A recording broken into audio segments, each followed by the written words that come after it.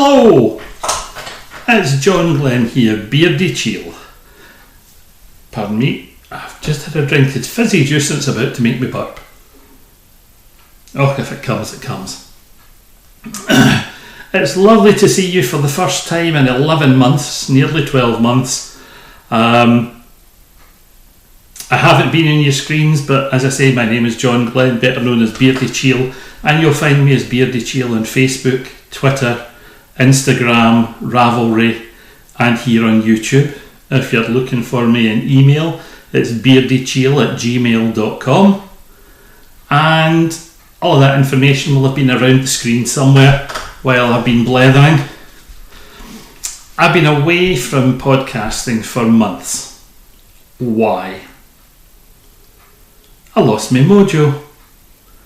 I couldn't be bothered to sit down and just blether about knitting and blether about me and blether about anything, because I don't know why, I just couldn't do it. I just didn't feel like it. And as I've been working through this sort of the malaise of lockdown and filling in lots of other little bits and pieces that needed to be done, I thought, why not? Let's see if we can get yourself going again. Get off your behind, set up the camera, and just make a short podcast. So, totally off the cuff, no structure, no notes, nothing written in the comments that are planned to be written in the comments at this point in time. Let's just see how we got on. What have I been up to since my last podcast? Well, the last podcast would have been around about this time last year as we finished Beardychiel's Rhodes Retreat 2019. It was a fun week, not as many people as the previous year, but it ran smoothly. The classes were good fun, thoroughly enjoyed myself, and we came back and we settled in over the summer to a couple of bits of festivaling, and I was supposed to take Beardychiel's patterns, yarns and bits and pieces. Oh, I'll be back. I'm back. That was my darling daughter on the phone. Typical of her to phone just as I decide I'm going to do a recording, isn't it? Anyway, as I was saying, I had lost my mojo, and I decided, since I was doing a little recording for something else today, I am back. So what have I been up to in the 11 months since I've been gone? Well, I had an absolutely wonderful time at Perth Festival of Yarn 2019, and fingers crossed I'll be there 2020, unless of course we're still in lockdown or big events are still not allowed to go forward, in which case I'll take part in whatever virtual odds and ends Eva Christie plans, and I'll look forward to that. It'll be immensely good fun. Highland Sheep and Wool is supposed to be at the end of this month. Unfortunately, it's not running, but they're starting to collect information for a virtual event now, so I've got some photographs to take to send to them. I don't know about Portsoy this year. I was supposed to be in Portsoy last year and made a slight boo-boo in as much as I booked time at Portsoy on the same day that Janet bought tickets to take the grandsons to see Shrek the Musical. So I was sort of told, no, it's a family day, we're going to do the family day, and we did. And I'm glad we did. It was an absolutely stunning day out, thoroughly enjoyed ourselves, but I missed Portsoy. This year I'm not double booked. It's just unfortunate that COVID-19 has got in the way. And after Perth, I did Loch Ness Knit Fest. 2 days of teaching, while Janet did 1 day of the marketplace, and I joined her for the second day of the marketplace, and it was good fun. We had a wonderful time. The teaching was great fun. I had a wonderful time. I'd been teaching 2-colour brioche, and on the morning of the second day, I was just passing reception in front of the organisers of the festival, and someone from the previous day ran up and said, John. I said, what is it? She said, I sat last night for 4.5 hours in my hotel room working on the 2-colour brioche. And I thought, oh my God, here we go. It was a disaster. And she said, and I've got it. She said, I've been to brioche classes for about 4 years and I cannot get it to work for love nor money. And I did everything you told me to do yesterday and it worked. I've got a partially finished section of a scarf now. It's about 10 inches long. It's doing exactly what I wanted to do. It's absolutely wonderful. Thank you so much. And I thought, wow, that's great advertising. I'm glad it was a good one. And oh no, your class was awful. So that was fine. And then we sort of went into a quiet spell in the lead up to Christmas. We had Christmas with the family, started to work through the spring, and started the planning for Roads 2020, and then of course COVID interrupted, and before we did too much with it, I was contacting tutors and saying, can we put everything away for a year and make it 2021, and visas permitting, because everything will have changed because of Brexit then again. We'll plan for it and go for it as best we can. The hotel are happy. I'm relatively happy. Just need to double check the dates with Stavros and the team at the hotel and check on what visas we would need for those of us who are going there to work from within the EU. And we'll suck it and see. So information for that will come out in October. To leave plenty of planning time. What else? So that was that. I went back on stage for the first time in years last Christmas and appeared as King Triton in a production of The Little Mermaid, a pantomime here in Thurso, and I did a week's run there, which was absolutely hilarious fun. I got some wonderful lines. I got to cover some incredible transformation scenes. I managed to get locked in a dungeon. I managed to extend my beard by 20 inches. Photographs may appear if I can find one or two. Face covered in glitter to make it look a bit like fish scales. It was hilarious. It was really good fun. Singing, dancing, prattling about. Absolutely wonderful. Restored my faith in myself because it was the first time I'd done anything that involved trying to sing in 5 years, and yeah, I held up. I managed to maintain the volume. The long notes, the sustain on the really long notes has died. I used to be able to hold a minute. I could sustain some notes for a minute, maybe close to a minute and a bit. That's gone. I can't do a minute and a bit nowadays. It's just lung capacity is not what it was, but I can still get by on most things, which was really reassuring, because it was something I used to love, and I thought I thought it was lost, but nope, we've survived. Knitting has gone on apace. Perth Festival of Yarn 2019 fashion show. I launched the Lightning Shawl, which is the shawl that you'll see floating around somewhere while I'm chatting. And the morning after the fashion show, I was approached on my stall by Babs, the editor of Yarn People magazine, and she said, have you published that pattern on Ravelry yet? And I said, no. She said, could I have it for the magazine, please? I've been wanting to work with you for a while, and I thought that would be a really, really nice start. And I said, yeah, that would be wonderful, thank you very much. I'd be delighted to work with you.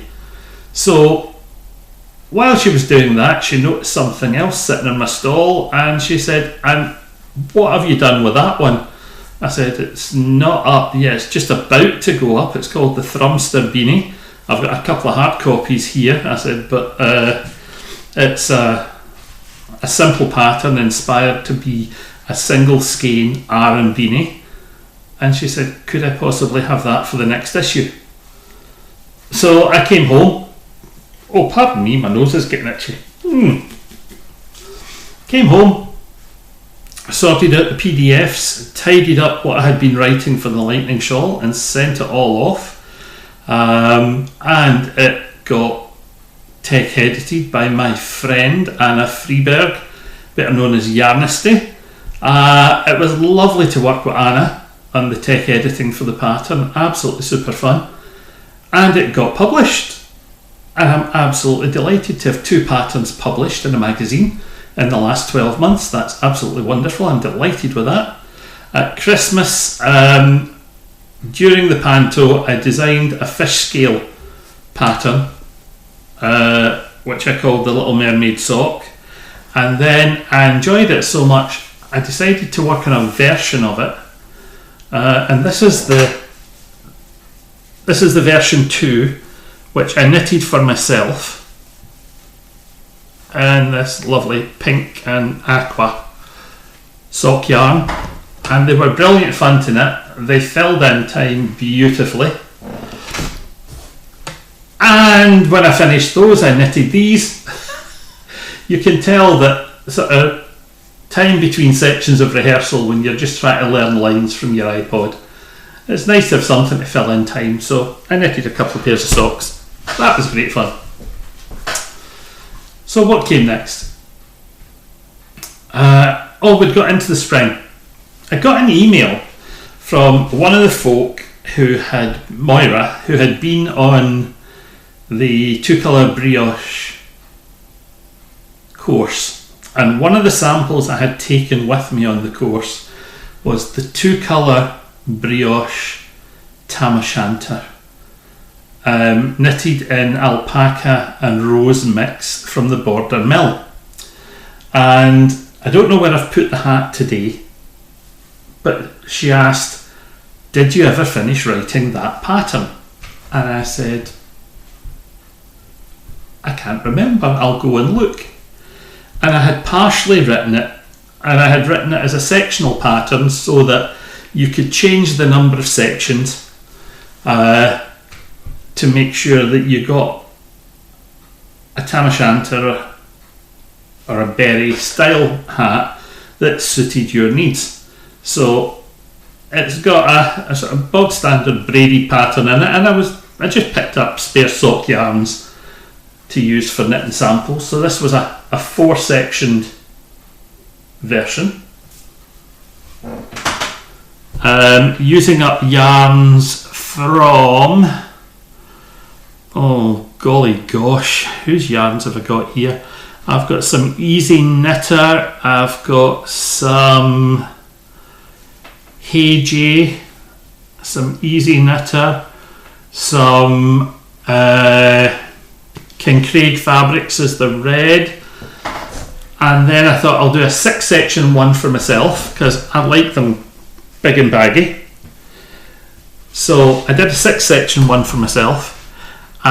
Thoroughly enjoyed knitting it. It was great fun. It's had a wash.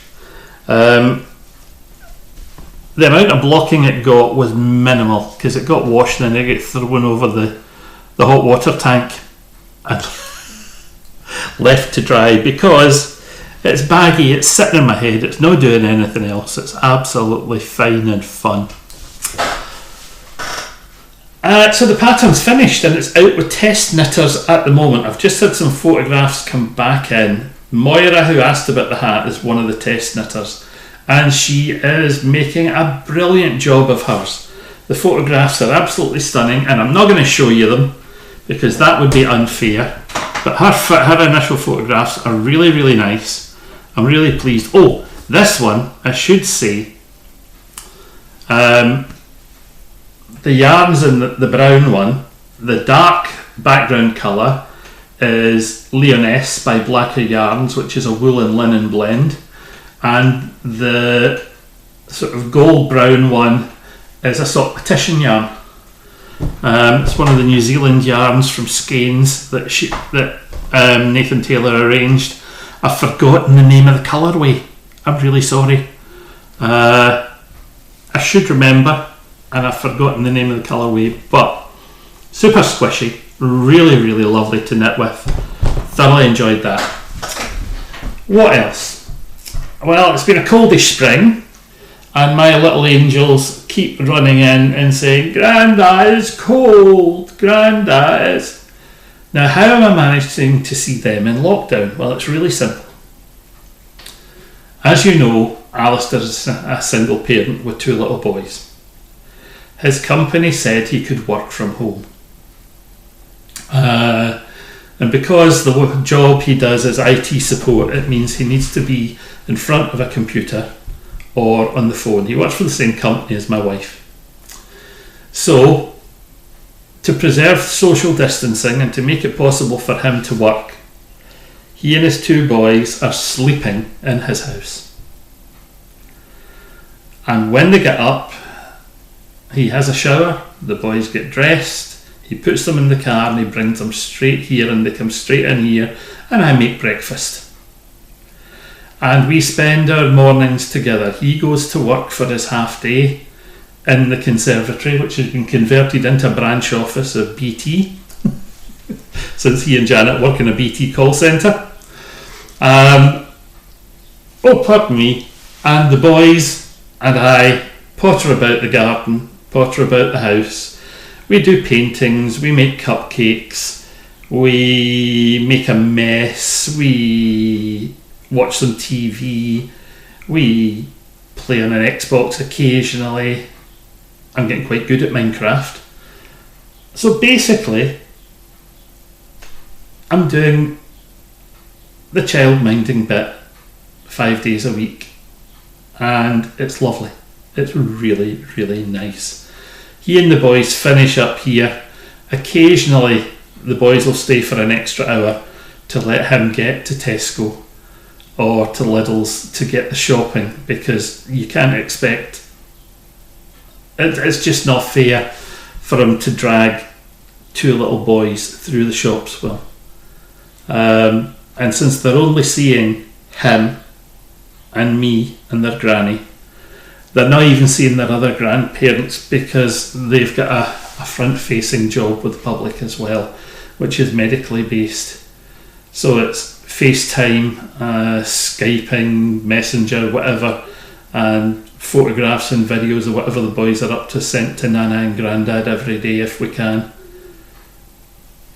And that's all you can do. That's all a lot of people are doing to keep in touch.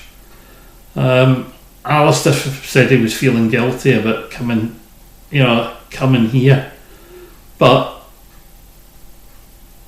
the fact that they're sleeping in a different building doesn't care. I don't care, as long as they're well looked after. He could have tried to put them into a school with folk he didn't know and they didn't know, and we spoke to a local policeman about it, just to take some general advice, and he said, "Don't be so silly." He said, "Are you seeing anyone else? Are you going anywhere else?" No. Well, the fact that they're sleeping in a different building is going to make absolutely no difference. Just go for it. And it's application of common sense to a difficult situation. And it's been wonderful. It's hard.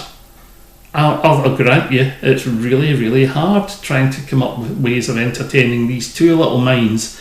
One who's ready to go to school in August, and one who is 3.5, going on 70. He's just wonderful. So they keep coming in and they blether away. And Leo said, "Granda, I need a hat." So I knitted him a quick beanie. So he took his quick beanie and he took it home and he wore it to bed. His dad phoned me and he said he still hasn't taken the hat off and he's asleep. So the next day he actually took his hat off at bedtime and put it on his bedside cabinet beside his water bottle. so that he knew where it was. So I have been churning out things like this. Instant, short, quick, scrap yarn beanies for fun. The kids are loving it. I've been having some fun just knitting them. And at the same time, there are folk in my knitting class who've just learned to knit. So they got a basic beanie pattern to practice on. So there's 2 of them are knitting their very first ever hat as we speak. So what's happened to my live classes while I've been away? Well, my live classes have gone to being online classes, and rather than meeting in the Messy Nessie Play Centre in Thurso on a Tuesday night and a Thursday night, we've been meeting on Zoom. The class has expanded slightly, and we now have a regular class member in Shetland who joins us on a Tuesday and Thursday. We have folk from across the county here in Caithness who join us with their knitting problems and their knitting development and basically life's knitting natter time. We have a male student who's crocheting his first matinee jacket. We have... Who else do we have? Last week I had a lovely surprise. We had a visit from Faye Howard from Wool for You in Aberdeen, who noticed the link which I post on a Tuesday and a Thursday in my Facebook page and in the Beardychiel Designs Facebook page, saying that the Zoom meeting is on.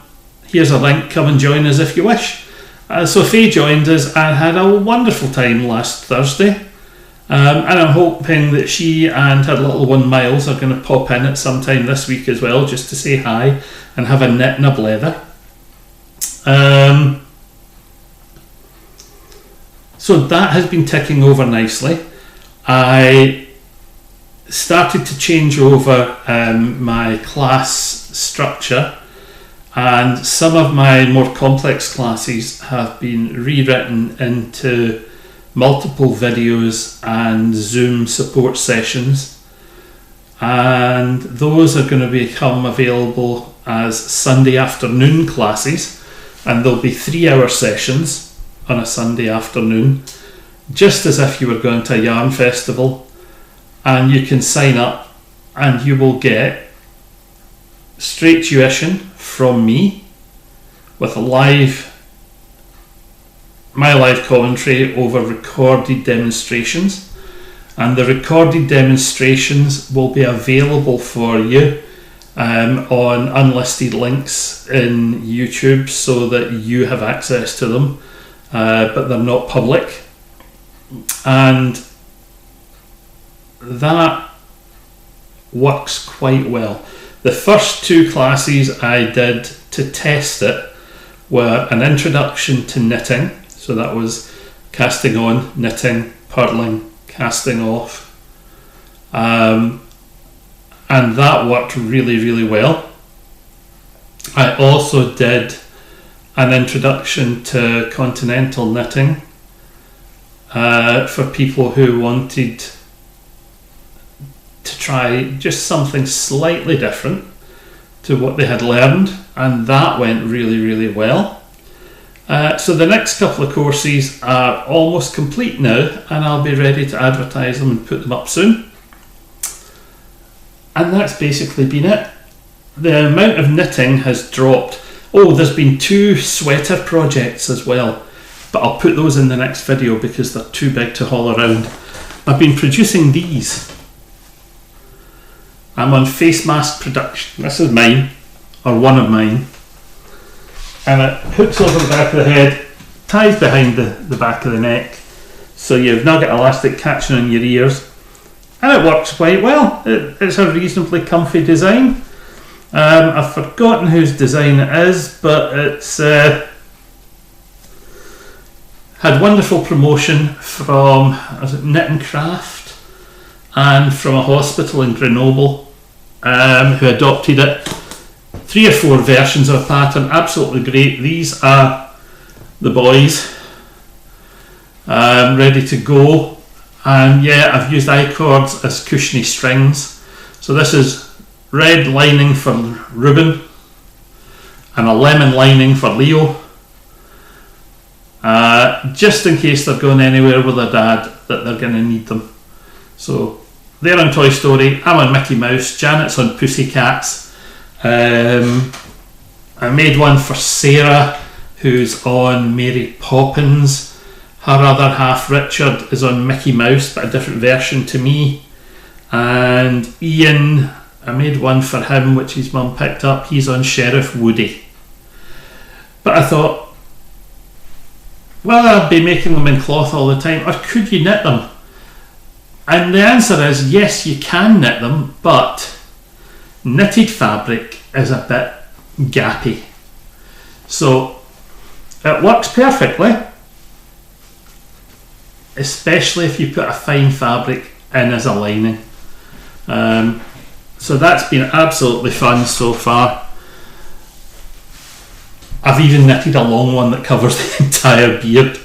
It was done in double knitting. I'll bring it through next time I'm recording, let you see it.